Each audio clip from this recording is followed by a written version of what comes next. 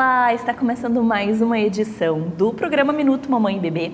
Nós vamos abrir o programa de hoje falando sobre otite, é claro, com a nossa otorrinolaringologista, a doutora Jana. Bem-vinda novamente. Obrigada, Mara. Jana, otite, o que é otite? Como que acontece? E no verão é recorrente? Fala para nós. Então, a gente tem alguns tipos de otites, né? No verão, o mais comum é a otite externa, que a gente chama, que é aquela que fica no conduto auditivo, na entradinha aqui do ouvido, da pele alterada, não lá dentro, né? Por exemplo, aquelas do inverno são geralmente as otites médias, que acumula líquido dentro da caixa timpânica, lá no meio dos ossículos da audição. Entendi. E daí, como que ela acontece? Qual o motivo? Fala um pouquinho para nós. Assim, o ouvido, ele não gosta muito de água, sabe? Então, assim... No verão tem muita água. Tem muita. Criança mesmo, né? Adora banho de piscina, de mar.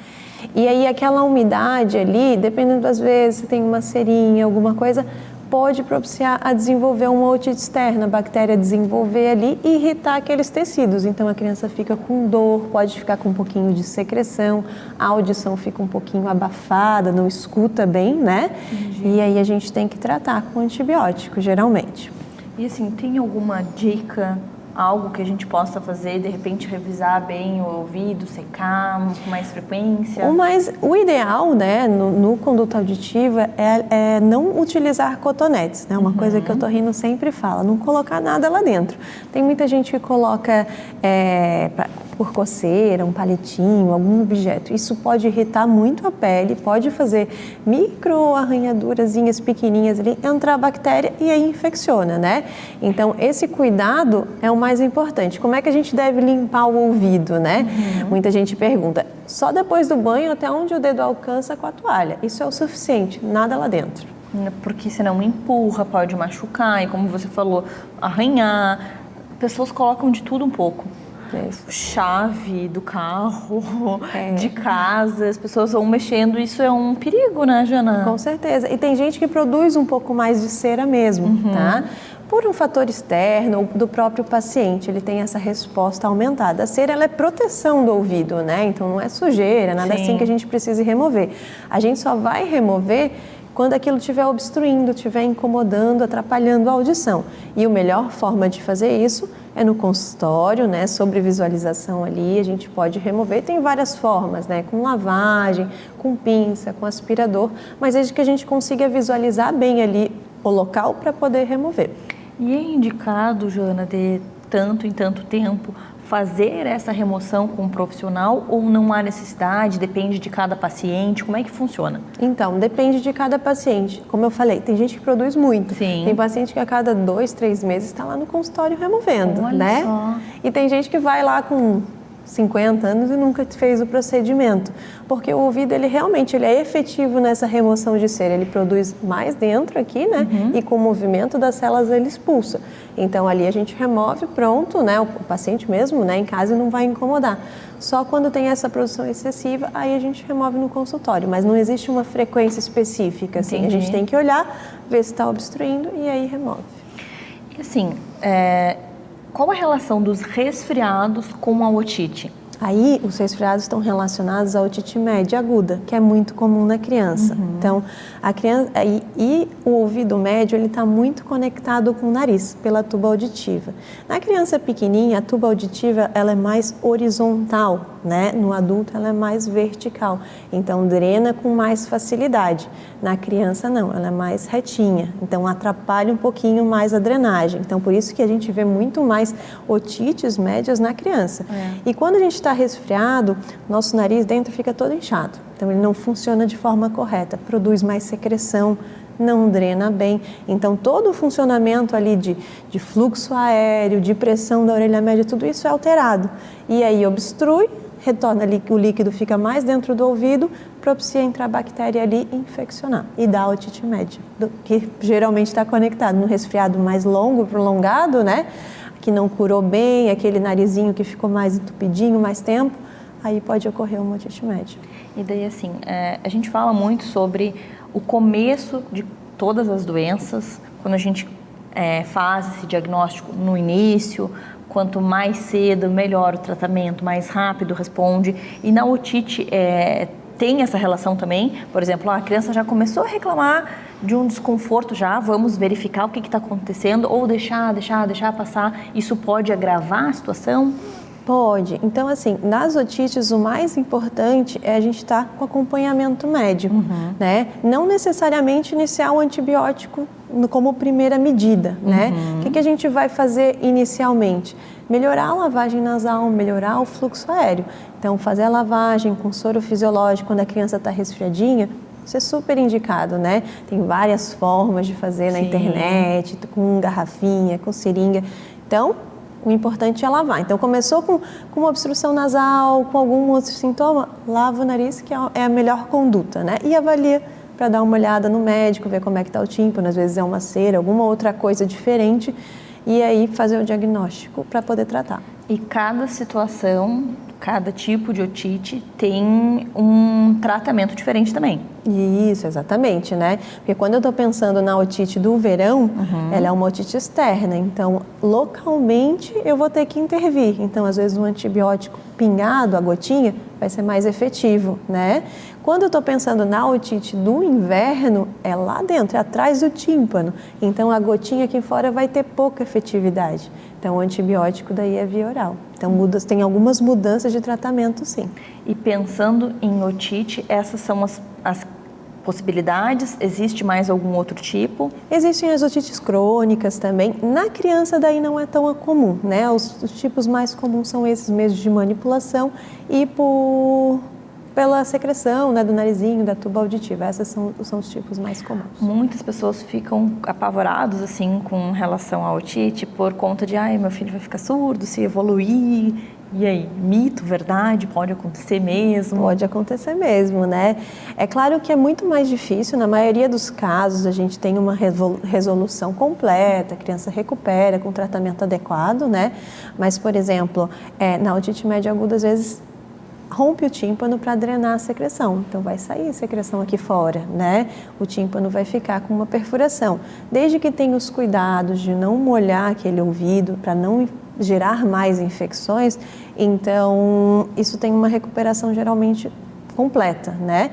Mas aí tem que ficar um pouquinho mais atento que pode persistir essa perfuração. Entendi, muito obrigada por todas essas informações, por vir aqui, por dividir conosco tanto conteúdo.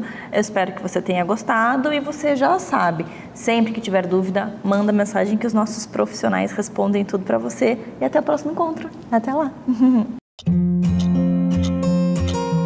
Criançada em casa, de férias, muitas vezes sem praticar atividade física, olhando muito TV e se alimentando mal também. Não, gente, trouxe duas pessoas para a gente falar um pouquinho sobre a alimentação das crianças. Paty e Duda, bem-vindas. Paty, elas não precisam se alimentar mal, né? A gente tem que escolher o que a gente vai colocar em casa e nas férias as crianças vão comer bem também, né? Exatamente. A gente está de férias. A nossa alimentação não pode estar de férias, né? A alimentação diariamente tem que ser saudável. Claro, tem um dia ou outro que não precisa, mas precisa ser saudável. Então, a nossa comida veio para facilitar a vida da mãe, né? Tá em casa, tá na correria ali que a criança... Muitas vezes a mãe não tá de férias, mas a criança tá e não tem tempo de cozinhar. Então, a criança tá com fome, vamos pegar no congelador ali nossa comidinha, já faz rapidinho, 1 minuto e meio no micro-ondas, tá pronto o almoço e a janta, né?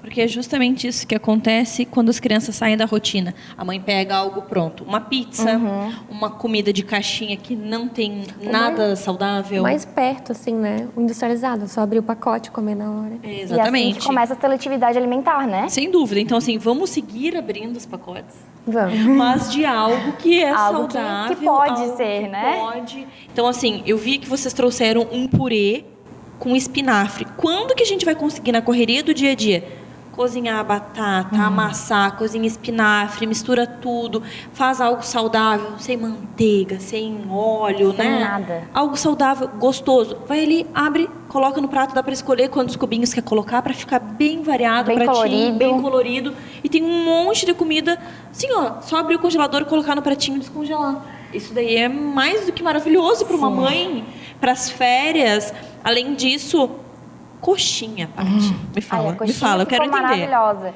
A coxinha de batata baroa com frango. Então, pensa, não tem como ficar ruim, né? coloca no forno, na airfry, tá pronto ali para ficar crocantezinha. Ficou maravilhosa essa coxinha. Pode ser para almoço, para janta e para lanche. Isso. Pode levar. Até no café da manhã. Até no café da manhã. Com suquinho, com uma frutinha tá ali, deu ótimo. o lanche completo. Isso. A coxinha ficou muito boa e dá pra usar em todas as refeições. A gente lançou há pouco tempo, né? Faz uns 3 cardápios. E nunca que a gente fica lançou. em estoque. É assim, ó, botou no cardápio. Botou no cardápio. Acho que fica 1 dia ou 2 no máximo, né? E a gente fica com o cardápio disponível uns 4 dias. Assim, tem que chamar. A coxinha tá no cardápio, chama rápido, porque acaba. Legal. Assim. E assim, além da coxinha, o que mais que tem de opção de lanchinho, assim? De lanchinho temos os croquetes. Temos uma variação assim de 7 tipos de croquete, mais ou menos. Esse que a gente trouxe é o de feijão. Então, tem criança que não come feijão, não come leguminosa. Então, croquete para criança comer com a mão. Tem criança que é BLW e não quer comer de colher, né? Então, croquete facilita muito para esse tipo de criança, né? O que vai nele, Duda, no croquete? A gente coloca a couve mineira também, né? Então, ele é como se fosse a feijoada.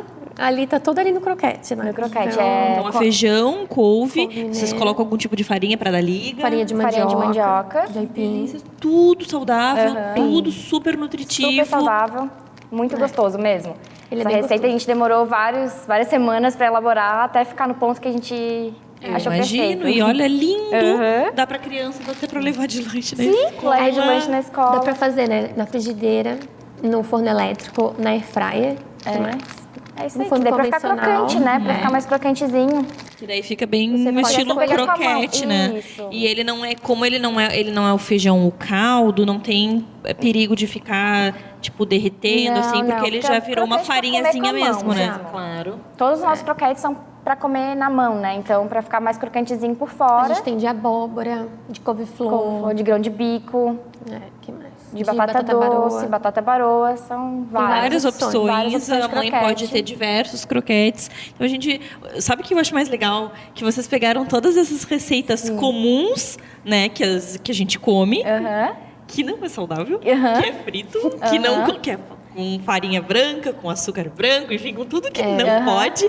E a E gente fizeram de uma forma saudável. Trouxeram tudo isso. Que às vezes a gente quer comer alguma coisa gordinho, né? E a gente não quer que o nosso filho coma. Então a gente vai colocar no pratinho dele um croquete de feijão, enquanto no nosso vai ter uma batata frita, por exemplo. E ele vai comer com a gente e não vai se dar conta. Tem uns que dão. E que o nome, percebem, assim, né? tipo, eu tô comendo croquete. Mãe, eu também quero croquete. Quer croquete? Quer croquete? Esse Pega, croquete. esse croquete. Então, assim, a gente vai oferecer para eles opções saudáveis, nutritivas e gostosas. Porque a gente fica pensando assim, poxa, eu quero melhor para minha filha também. E daí, tu tá privando ela de comer as coisas. Não, eu tô oferecendo coisa boa para ela, para a saúde dela, né? A gente sempre se preocupa. Esse é o maior exemplo, né? O croquete, né, de feijão. De estar bem completinho. Tem leguminosa, tem o carboidrato saudável, tem os Tem o verdes verde escuros, escuro. que são a couve, que é com a couve. Então, a gente procura deixar sempre completinho, mais nutrientes possíveis, né? É isso que Mais é legal. grupos alimentares. Isso que eu acho mais interessante, assim, num lanchinho a criança já tem, assim, uma refeiçãozinha completa, porque vocês colocaram carboidrato, tem os verdes, Isso. então, assim, é muito legal, porque a gente não encontra isso num lanche que tu abre ali no saquinho uma batatinha frita, né? Não tem. Não tem. Aí tem realmente nutrientes, né? Isso é Qualidade fantástico. nutrientes, né? O que mais que temos aqui? Esse hamburguinho também é maravilhoso, tá? A gente coloca espinafre também, a gente coloca abobrinha, cenoura. Então fica junto com a carne, que a gente usa uma carne de primeira, né? Pra ficar bem molinho. E a gente usa uma farinha também. A gente usa daí farinha de arroz.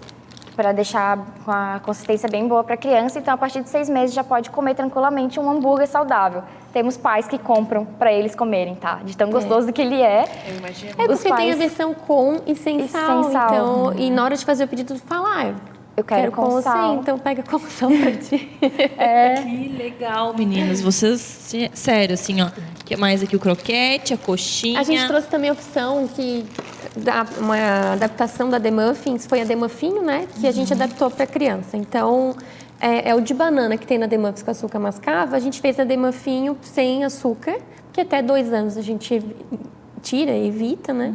Então, a gente tem 4 sabores de muffins doces, sem açúcar. Então, banana, cenoura, laranja e coco. Então, ótimo lanchinho também. Então, aquele, mãe, sem tô com fome, açúcar. tá no meio da tarde, não tá na hora da janta. Pra levar pra escola. Pra levar pra escola. O B leva pra escola. O B leva ele todos ama. os dias pra escola, muffins. E a Paty não aquece, ela tira do freezer, ele é congelado, ela bota na lancheira, né? Bota e ele na come na lancheira, escola. come na escola. Dá pra aquecer ou não. Então, Pra E daí, se viagem, for muito aquecer, bom. quanto tempo no micro-ondas? Uns 30 segundos. Depende do micro-ondas, né? De 30 a 40. esse tem 50 gramas, né? E aí, esse aqui é o Esse é o é de grandão. adulto, que é 100 Esse é gramas. 100 gramas pra Entendi. adulto. Meninas, vocês arrasaram. E lembrando também, tem as comidinhas, né? Tem as marmitinhas também, que é uma ótima opção para viagem agora nas férias, né? Então vem certinho na marmita, só pedir pro restaurante colocar no freezer, Micro-ondas. no micro-ondas. No micro-ondas, 1 minuto e meio tá pronto, não precisa ficar esperando ali a comida no restaurante, né? Porque demora, a criança não tem paciência ficar esperando. Então tá só levar ali pra viagem, tá perfeito, né? Adorei, meninas. A gente procura, assim, no meio da nossa produção da semana, no cardápio, a gente coloca umas 8 opções, né? De cubinhos, croquetes, hambúrgueres. E a gente sempre acha mais divertido. Eu tô me divertindo com isso, tá? Porque a gente vai fazer as marmitinhas, as combinações, assim. Então sempre tem umas... É sempre diferente. Sempre diferente. Aquela comia aquela vez, um arroz colorido, feijão azul, que peixe.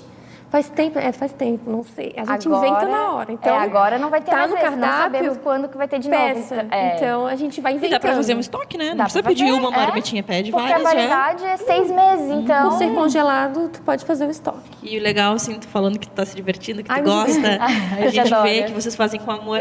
E eu acho que esse é o ingrediente que faz a diferença faz a aí de diferença. vocês. A gente gosta. Que a gente faz para os nossos filhos, né? É Então, verdade. Meninas, obrigada por Obrigada. trazer tantas delícias, por pensar com tanto carinho nas nossas crianças. E até o nosso próximo encontro. até o Até próximo. mais. Tchau. Tchau, tchau. Agora nós vamos falar sobre dor na mama.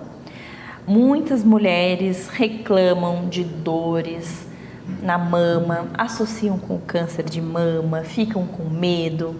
Mas hoje eu trouxe uma especialista em mamas, a nossa mastologista, a doutora Karen. Bem-vinda novamente ao nosso programa. Obrigada. Doutora, muita gente pensa, tô com dor na mama, pode ser câncer de mama, mas na verdade existe muitas outras coisas que pode ser, até porque a gente sabe que o câncer de mama ele não apresenta dor, né? Então explica para nós um pouquinho.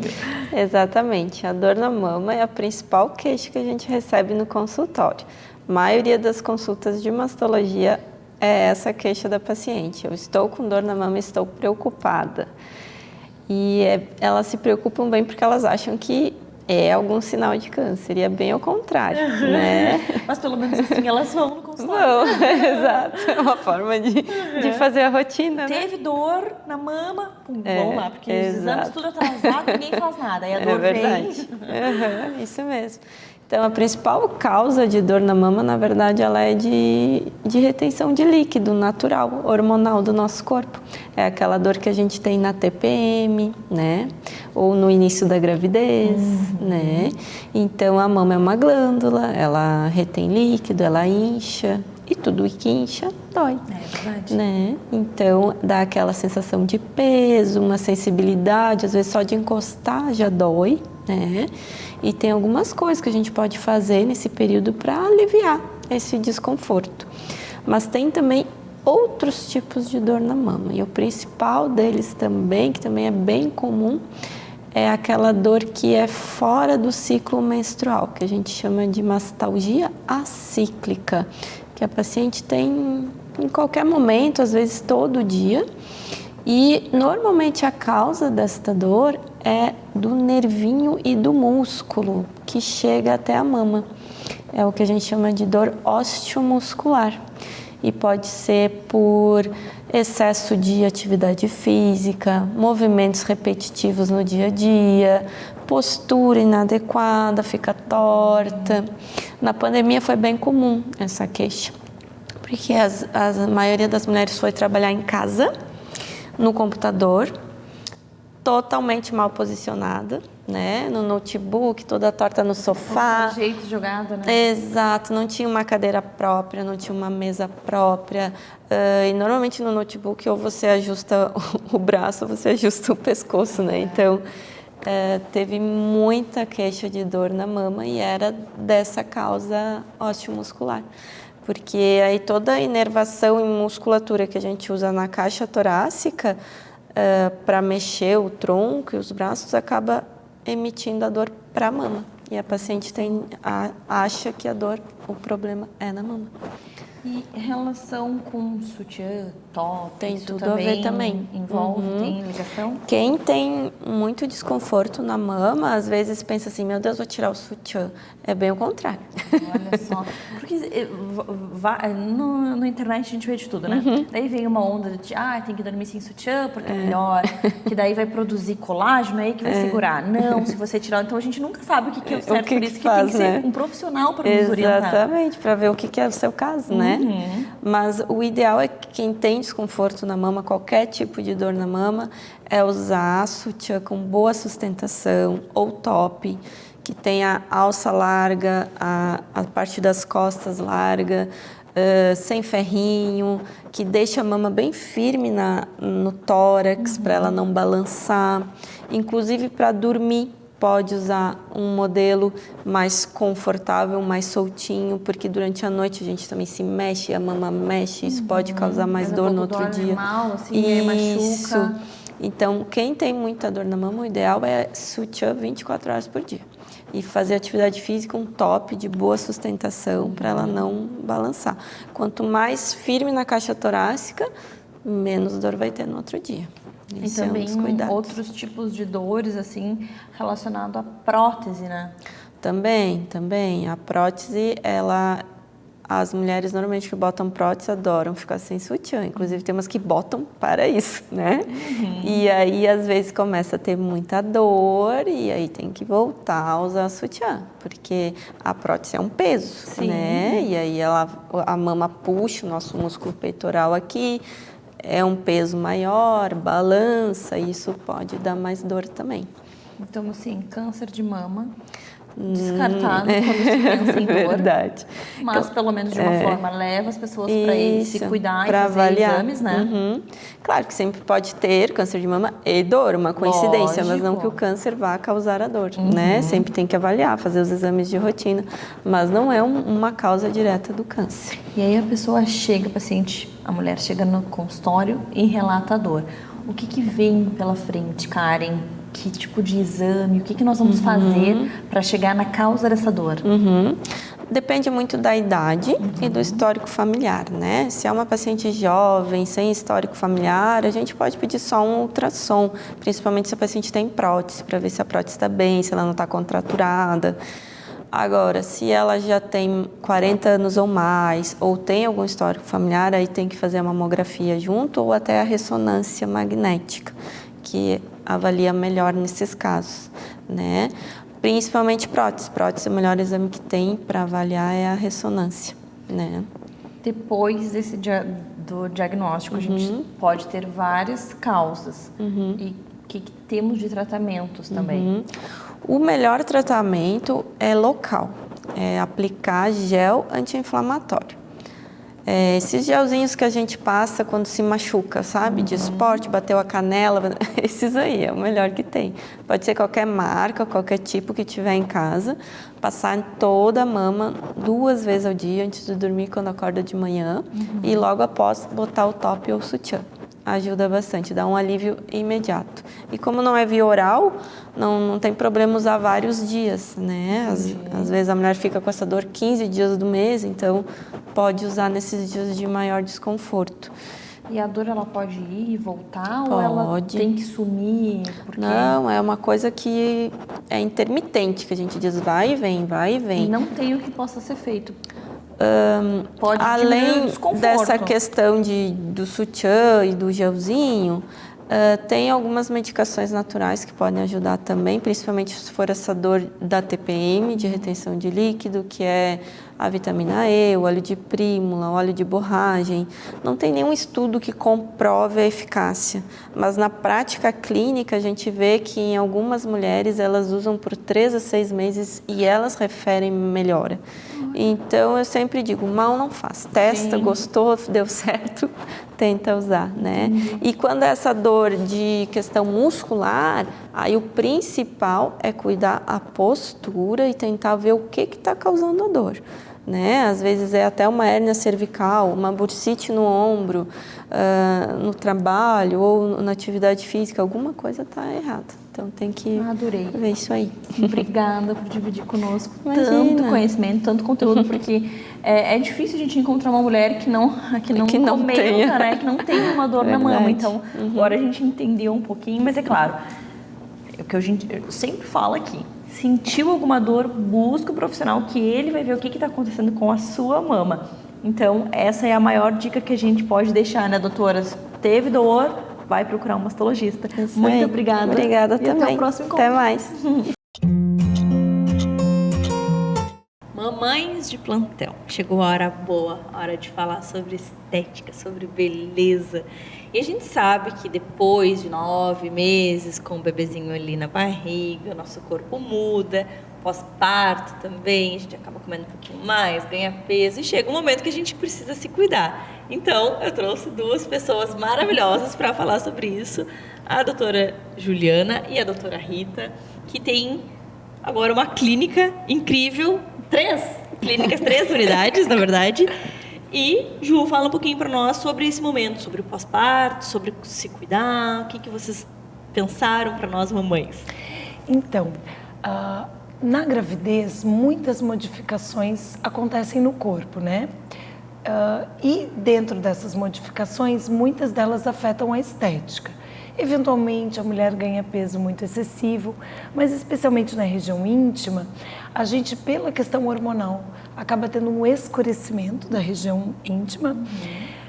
E as modificações do canal do parto para a passagem do bebê durante o parto também podem trazer alguns desconfortos no pós-parto. Eventualmente, no parto vaginal, no parto normal, né, alguns bebês maiores podem danificar um pouquinho ali as estruturas de sustentação da pelve, trazendo aí um aumento do índice de incontinência urinária, sensação de vagina larga muitas vezes. E a amamentação, ela é um método contraceptivo natural que, por questões hormonais, inibe a ovulação. Inibindo a ovulação, inibe a produção dos hormônios que mantêm a lubrificação vaginal. E aí essas mamães começam a sentir secura vaginal, dor nas relações sexuais, desconforto. E aí a casa cai, né? Acabou a vida do casal e aí dá separação, estresse, e a gente não quer isso, né? Exato. A gente quer filhos e um casamento feliz e saudável. Exato. E mães bonitas, porque a gente não precisa se apagar e se anular depois que a gente ganha filhos. Fala para nós, Rita, um pouquinho dos procedimentos que a gente tem para as mamães, porque a gente sabe que durante a gestação a gente não pode fazer muita coisa, e aí durante a amamentação ali também tem um período que não pode, mas depois de um certo período a gente já pode começar com os tratamentos estéticos. O que tem de legal para as mamães? Então, acho que as principais queixas assim que ficam, né, depois da gestação e de amamentar é a flacidez. Então, a gente sente a flacidez nos seios, no interior das coxas, na barriga. Aí aparece, é bem comum aparecer depois da gravidez o que a gente chama de umbigo triste, né? Que o umbigo ele deixa de ser verticalizado e ele fica mais na horizontal. E hoje a gente tem muitas coisas para ajudar a melhorar essas alterações, né? E melhorar a autoestima da mãe. Então, em geral, a gente trabalha bastante com os estímulos de colágeno. E o ideal é associar procedimentos. Então, lá na Medichic, nós temos, por exemplo, o Ultraformer, né, que é um aparelho de ultrassom micro e macrofocado, que ele vai fazer pontos de coagulação lá dentro, estimulando a produção de colágeno, que a gente pode associar com os bioestimuladores, que as pessoas conhecem mais pelo Sculptra, o Radiesse, né, então, que são injetáveis. E isso muda a qualidade da pele, né, traz de volta um vigor e coloca um pouquinho de volta as coisas no lugar. A gente também tem a questão das estrias, que estica a barriga, sai o bebezinho, volta a barriga ali. Então, tem essa questão, vocês também trabalham nessa parte da estria? A estria a gente tem algumas coisas, né? Fazemos microagulhamento, o Ultraformer ajuda também. Em breve também a gente quer ter uma dermatologista com a gente fazendo os procedimentos mais de peeling, mais da superfície mesmo da pele, né? Então tem sim coisas para ajudar a retomar um pouco da autoestima. Que legal. E parte do rosto? Do rosto acho que não afeta tanto por causa da gravidez, mas acho que ainda mais hoje que as mães estão sendo mães cada vez com uma idade maior, né? Diferente da época lá das nossas mães. Eu mesmo fui mãe com 39 anos, então acho que associa a perda do colágeno, da gordura da idade, né? Junto com os efeitos da gestação. E temos as mesmas tecnologias, né? O Ultraformer vai muito bem no rosto, fios de PDO, que é uma outra maneira de estimular o colágeno, os preenchimentos, que coloca de volta algumas estruturas que caíram, né? E os bioestimuladores de colágeno, de novo, como o Radiesse, o Sculptra. Então, tudo isso vai muito bem. Vocês estão super preparadas, então as mulheres não vão mais se queixar. Depressão pós-parto não existe lá perto de vocês, né, Ju? A gente faz o que pode para diminuir esse risco, né? A gente falando então, né, dessa questão das relações, né? Falando desse pós-parto, retomando a questão da sexualidade da mulher, né? O casamento acaba não só pelo homem, né? Nós mulheres hoje nós buscamos essa qualidade de vida, né? Nós queremos ter relação e queremos ter prazer nas relações, né? É pelo casal e por ela, não só pelo marido, né? Só que essas alterações funcionais no pós-parto, elas são bastante comuns e a gente tem alternativas tecnológicas para ajudar nesse processo. Uma dessas tecnologias para a parte interna é o laser, então o laser estimula muito essa melhora da qualidade de mucosa, como a Rita falou, da qualidade de pele, a gente melhora esse tecido de revestimento vaginal, melhorando a elasticidade, dando conforto na relação sexual. E para a região, para a questão da flacidez interna, que muitas vezes a mulher só pela gravidez, pelo bebê dá essa forçadinha, né, com o peso na barriga, força a bexiga e aí a incontinência urinária pode acontecer. Eu falei anteriormente do parto vaginal, mas também nas cesarianas, não pela cesariana, mas pela gravidez em si. Essa flacidez dos tecidos, a gente pode usar tecnologias menos invasivas ainda, que é a radiofrequência, que com a aplicação de calor local a gente tem esse estímulo de colágeno e, né, e volta, redensifica esses tecidos que fazem a sustentação do períneo. Lá na clínica a gente também tem a cadeira eletromagnética que faz esse estímulo da musculatura, então não é só colágeno, é músculo que se fortalece, ajudando nesse processo de recuperação do assoalho pélvico, diminuindo a incontinência urinária. Porque fazer xixi, por exemplo, né, a gente quer ter controle sobre o xixi. Urinar, perder urina não é normal. Muitas mulheres, eu me surpreendo ainda de pacientes minhas antigas, que a gente questiona, só te dizem que perdem urina porque são questionadas, porque elas acham que aquilo é normal, tá perdendo urina, ai, envelheci, ou tive neném, é normal perder urina depois do parto. Então é normal por um tempo, não é normal persistir, e a gente tem soluções para isso, né? Meninas, adorei. Obrigada por pensarem em nós, nas mamães.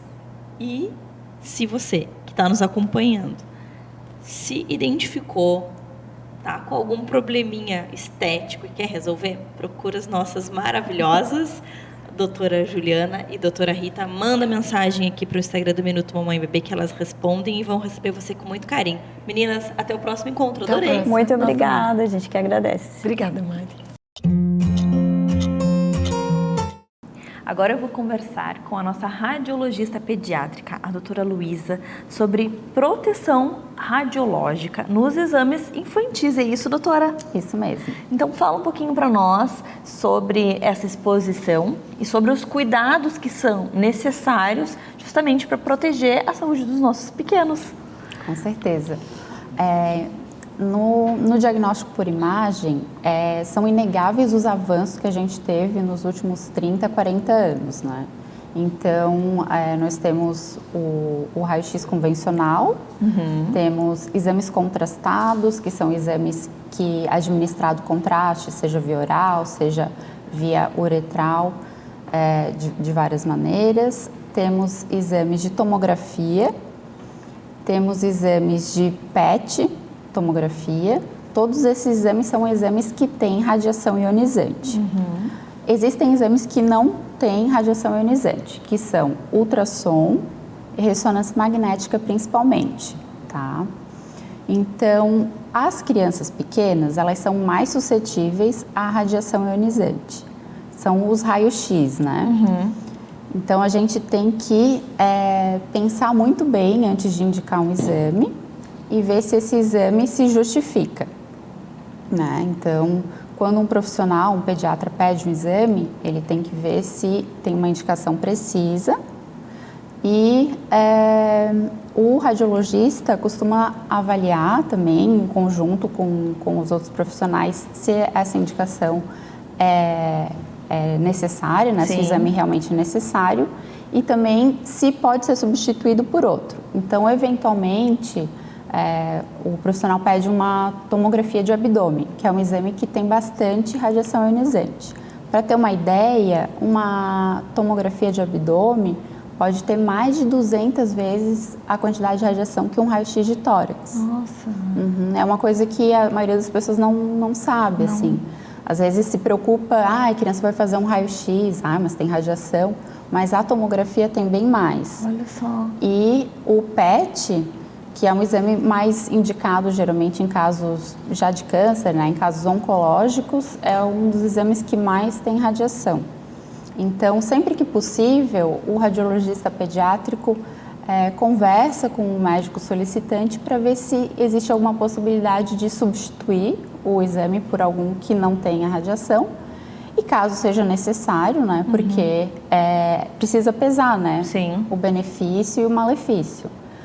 Não faz mal a criança fazer uma tomografia de crânio, uma tomografia de abdômen, de vez em quando, mas o que a gente tenta é poupar ao máximo, né, e ver se está bem indicado esse exame. E assim, existe uma relação entre, poxa, aquela criança que fez, ela vai necessariamente precisar fazer novamente ou não? Depende de cada caso. Daí, se a gente evita aqui, mais cedo ou mais tarde, se tiver que fazer, pelo menos não fez aqui. Então, vocês vão fazendo essa dosagem, assim? Isso. A gente tenta preservar a criança, né? Mas quando tem situações que é necessário, principalmente pacientes oncológicos, né? Às vezes a criança tem câncer e precisa fazer um estadiamento, né? Faz uma tomografia de tórax, abdômen, pelve, que é necessária. Não é porque ela fez uma tomografia que ela vai ter um problema no futuro, que ela vai ter um câncer no futuro, tá? O que a gente evita é expor demais, né? Exposição desnecessária e frequente, né? Sim. E eu acho importante esclarecer isso, porque às vezes até é bem comum, a criança cai, bate a cabeça, daí às vezes o pai chega preocupado assim, tem que fazer uma tomografia. Não, o médico que está na emergência é um profissional habilitado que vai avaliar cada caso, né? E vai ver se é realmente necessário fazer esse exame. É porque justamente isso que você falou, assim, as pessoas não têm conhecimento sobre essa grande exposição. E aí acha que não, imagina se ficou um coágulo, alguma coisa assim, então muito melhor fazer. Só que você sabe, né, quanta exposição você vai estar colocando no seu filho, enfim. Então, por isso que é legal a gente trazer essa informação, porque às vezes as famílias até questionam os profissionais. Mas não quiseram fazer, não foi bem atendido. Então, na verdade, não é isso. Na verdade, o profissional está poupando a criança de algo que não tem necessidade, né? Com certeza. E assim, aquilo que eu tinha falado antes, no caso de crianças com câncer. Então, assim, existe uma ligação, sim, se ela faz agora, dezembro, janeiro, de um tempo ela vai precisar fazer novamente, uma criança que está em tratamento, então é diferente, mas uma criança que faz esporadicamente ou por um acidente e tal, não tem uma relação de que ela vá precisar fazer novamente, né? Não. O que a gente tenta é poupar, porque ninguém sabe do futuro, né? Lógico. Então a gente tenta poupar ao máximo essa criança de ser muito exposta à radiação. E também não é assim, a criança fez vários exames, então ela vai desenvolver um câncer. Não, a gente não tem esse conhecimento, né? E não é possível, vamos supor que dali a 10, 20, 30, 40 anos, a criança, a pessoa, já um adulto, né, vai desenvolver um câncer. A gente não consegue fazer uma ligação, dizer que foi por causa daquele exame. Não, isso é impossível, né? Mas o que a gente tenta é preservar. Os exames, tomografias, raio-x, exames contrastados, são exames muito bons, que trazem muitos benefícios e permitem que a gente chegue a diagnósticos que, às vezes, se não feitos naquele momento, pode a criança a sofrer consequências graves, né? Sem dúvida. Então, os pais, eles têm que confiar que o profissional que está atendendo está preocupado e está empenhado. Eles podem questionar se esse exame é realmente necessário. Existe algum outro exame que não tenha radiação que pode ser substituído? Esse exame está disponível, né? Porque, por exemplo, a ressonância magnética é um exame excelente, mas ele envolve sedação. Então, também envolve outros riscos, né? Não que a sedação seja um risco muito grande, mas tudo tem que ser muito bem avaliado, né? Então, o mais importante é confiar no seu médico, ter um bom pediatra ou especialista, né? Confiar no radiologista pediátrico, que outra coisa que a gente faz é diminuir ao máximo a quantidade de radiação dos exames. Então, por exemplo, raio-x de tórax, vamos fazer 2 poses? Não, vamos fazer uma só. A gente faz só uma radiografia em AP, que na grande maioria dos casos chega ao diagnóstico, e não faz uma radiografia em perfil. Vai fazer uma tomografia, a gente faz uma fase só. Então, no adulto é bem comum a gente fazer uma fase sem contraste, uma fase arterial, uma fase venosa, uma fase tardia. E na criança a gente costuma fazer só uma fase, numa tomografia de abdômen, uma fase venosa, que já é suficiente para a gente chegar ao diagnóstico, mas sem expor a criança demais. Esses cuidados são muito importantes, porque a gente confia nos profissionais e saber que vocês realmente se preocupam com isso é muito importante. Saber que, não, se eu estou tendo uma indicação é porque realmente é necessário, o profissional sabe, né? E tomar todos esses cuidados da quantidade, da forma que será executado, isso faz toda a diferença. Então, a gente falando sobre esses cuidados e exposição, eu acho que você esclareceu bastante para nós. E eu não sei se tem mais alguma coisa para falar ou se já falamos sobre tudo. Eu acho que era isso. Ficou muito bem esclarecido e muito importante para as mães, para os pais, para confiarem nos profissionais, mas também sempre questionar, porque às vezes o profissional está indicando, mas você não está se sentindo confiante, não gostaria de fazer, ou sabe de um outro exame que pode ser feito. Então, sempre questionar, conversar, ver com o profissional e, é claro, ter um profissional qualificado de confiança. Eu acho que isso daí também já é uma grande diferença. E, é claro, se ficar com alguma dúvida, manda mensagem que a gente responde. Obrigada, querida, e até a próxima. Até. Nós falamos muito sobre rede de apoio, sobre a importância da mãe ter uma ajuda no pós-parto. E quando a gente pensa em amamentação, a rede de apoio, ela é fundamental, tão importante quanto a consultora de amamentação. Então, eu trouxe, óbvio, a nossa consultora maravilhosa, Sol. Bem-vinda novamente. Obrigada, Mari. Sol, você que visita essas mulheres no pós-parto, a domicílio, para ajudar na amamentação, você comentou comigo que tem presenciado conflitos e mães muito cansadas. Então, eu queria entender um pouquinho sobre essas dicas que tu trouxe para nós, sobre essa visão como consultora de amamentação, indo lá, porque assim, a gente sabe que o leite, a produção de leite está muito ligado com o emocional, então faz todo sentido, tudo isso que a gente vem falando, né? Então, Mari, a rede de apoio, ela é importante, é muito importante os familiares saber que a rede de apoio, o nome já diz, rede de apoio, né? O que a rede de apoio tem que fazer nesse momento? Ir lá e dar conforto para essa mãe. Ah, Sol, mas como que eu vou dar conforto, né? Segurar o bebê, é dizer como que ela tem que fazer? Não, porque se a mãe quiser saber como que ela tem que fazer, o que ela tem que fazer, ela vai procurar esse apoio nos profissionais, né? A rede de apoio, ela é ali uma mãe, né, uma avó, uma tia, uma prima, que vai lá, faz uma comidinha para que essa mãe possa descansar, E possa se leite. alimentar e que ela possa produzir leite sem estresse, né? Lavar uma roupa, vou lá botar uma roupa na máquina. Estender. Né? Exatamente, dobrar. Porque tudo isso, como que a gente faz tudo isso, tendo que amamentar de hora em hora e cuidando de um bebê, não tem como, a casa fica... A rede de apoio não é lá, o bebê mamou e eu vou segurar o bebê para ela descansar. Não é só isso. Isso também é bom. Lógico. Mas às vezes a própria mãe quer ficar com o teu bebê, né? Agora, mamou, ele vai nanar, eu quero dormir um pouquinho com ele. Não quero me levantar para ir trabalhar, limpar a casa. Exatamente. Ela ganhar um cafezinho é tão bom, né? Um lanchinho. Vai lá, passa uma vassourinha na casa.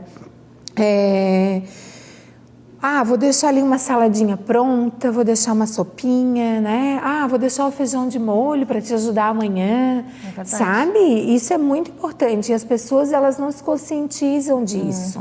Rede de apoio não é ficar lá no ouvido da mãe, tu não tem leite, tu tá cansada, tu tem que dormir. Esse bebê não tá mamando Esse bebê não tá mamando. Teu leite é fraco. E isso deixa a mãe numa aflição, sabe? E em vez dessa rede de apoio tá trazendo benefícios, ela tá causando malefícios. É verdade. Né? O pai é a rede de apoio. Não é, gente. Não é.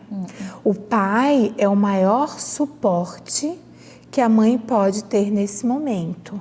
Mas ele não é a rede de apoio. A rede de apoio é aquelas pessoas que vêm de fora e que não estão cansados. Porque o pai também está muito cansado. Ele também não dorme direito. Ele também fica preocupado com o filho, com a parceira, né? Trabalho. Com o trabalho. Porque o tempo que os pais ficam em casa é muito curto, né?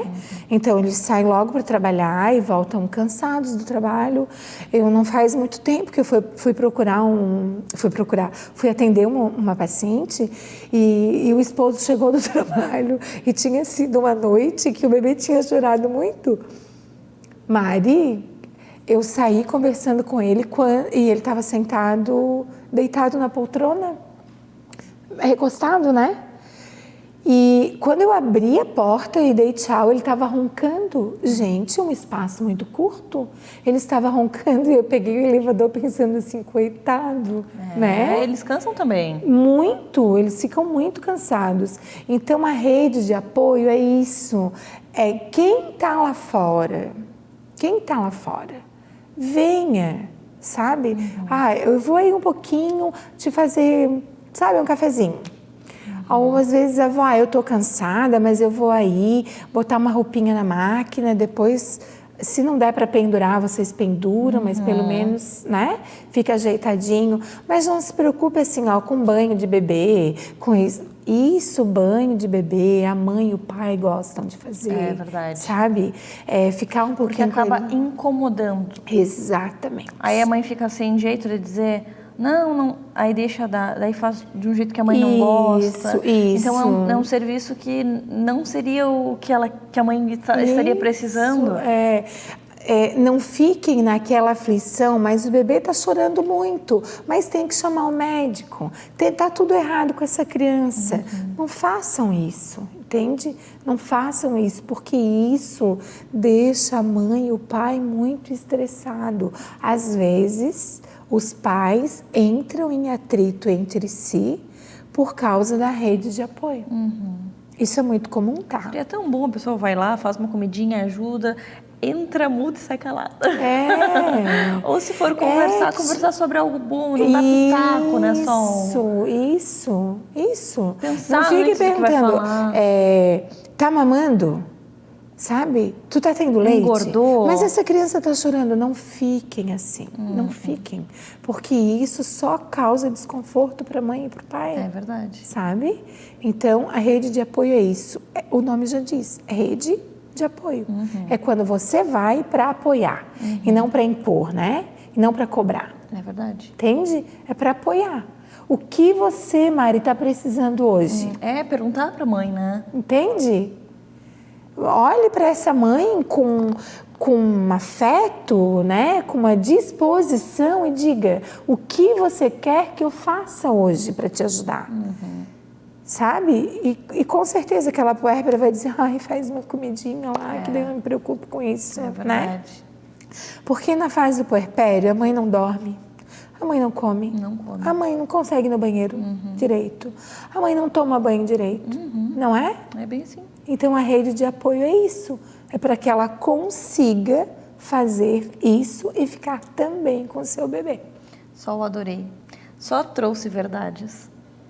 Queria que todas as pessoas tivessem acesso a essa entrevista e entendessem a importância da rede verdadeira de apoio. Sem pitaco, sem cobrança, sem, sabe, ajudar mesmo, ajudar no que a mãe está precisando. Muito obrigada, Sol. Obrigada, você foi uma super rede de apoio minha. Até o próximo encontro. Até.